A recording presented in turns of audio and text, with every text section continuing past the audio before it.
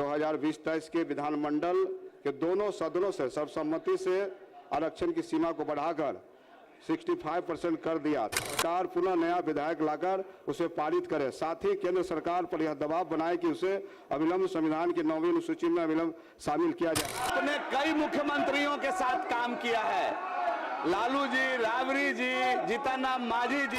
सदन में माननीय मुख्यमंत्री जी, माननीय उप मुख्यमंत्री जी और माननीय मंत्री जी के द्वारा दिए गए आश्वासन को क्या कोई अधिकारी या अधिकारी का समूह पलट सकता है क्या?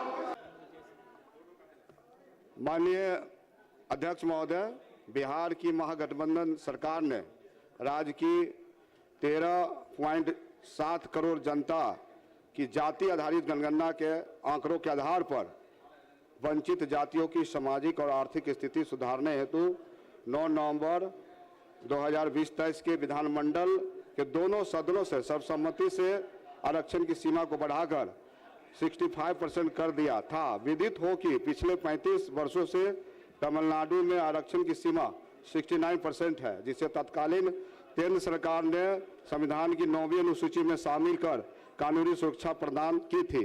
दुर्भाग्यवश बिहार के इस कानून को न्यायिक प्रक्रियाओं के कारण वर्तमान में बाधा का सामना करना पड़ रहा है, क्योंकि इसे केंद्र द्वारा 9वीं अनुसूची का संरक्षण प्राप्त नहीं हुआ। अतः दिनांक 18/2/2026 के सारे पूर्व निर्धारित कार्यक्रमों का स्थगित कर राज्य के करोड़ों वंचितों के हितों की रक्षा हेतु सरकार एक सशक्त कमेटी का गठन करे, जो समयबद्ध सीमा के अंदर अपनी रिपोर्ट प्रस्तुत करे और उस रिपोर्ट के आधार पर सरकार पुनः नया विधायक लाकर उसे पारित करे, साथ ही केंद्र सरकार पर यह दबाव बनाए कि उसे अविलंब संविधान की 9वीं अनुसूची में अविलंब शामिल किया जाए, ताकि इससे अस्थायी कानून कवच प्राप्त हो सके, जैसे अति लोक महत्वपूर्ण के विषय पर विमर्श हो।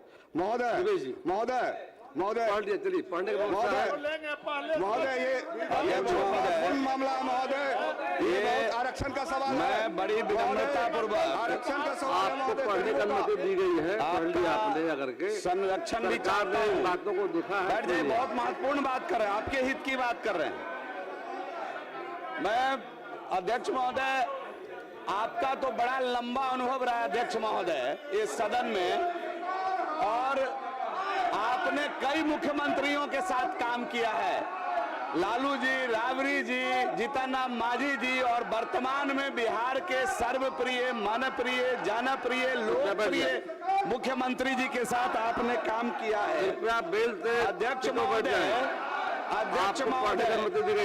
अध्यक्ष महोदय, सदन में माननीय मुख्यमंत्री जी, माननीय उप मुख्यमंत्री जी और माननीय मंत्री जी के द्वारा दिए गए आश्वासन को क्या कोई अधिकारी या अधिकारी का समूह पलट सकता है क्या?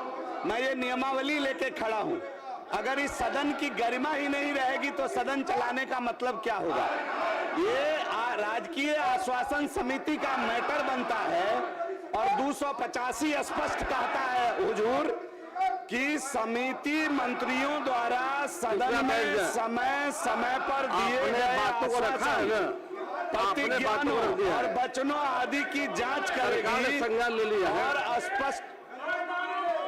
और स्पष्ट रूप से किस हद तक ऐसे आश्वासन, प्रतिज्ञाएं और वचन आदि कार्यान्वित किए गए हैं, इसकी समीक्षा करेगी। यदि कार्यान्वित किए गए हैं तो यह कार्यान्वयन इस प्रयोजन के लिए आवश्यक कम से कम कितने समय के भीतर हुआ है? अध्यक्ष महोदय, ये सदन के विशेषाधिकार का हनन है कि सदन में मंत्री के द्वारा दिए गए उत्तर को कोई अधिकारी या अधिकारी का समूह पलट दे। इस सदन के विशेषाधिकार का हनन है, ये सरकार के सामर्थ्य का हनन है हुजूर, इस पर विचार करना चाहिए, विचार किया जाएगा। अध्यक्ष महोदय, लोकतंत्र में सबसे बड़ा चीज है विश्वास। इसीलिए जनता इन लोगों को 25 सीट पर पहुंचा दिया कि जनता के ऊपर इनका विश्वास ही नहीं है। अब आज यहां पर जातीय गणना की लड़ाई लड़ रहे हैं कि 85% दो। जब इनकी सरकार थी तो अति पिछड़ों के कर्पूरी जी का जो आरक्षण था उसको भी खत्म करने की कोशिश कर रहे थे।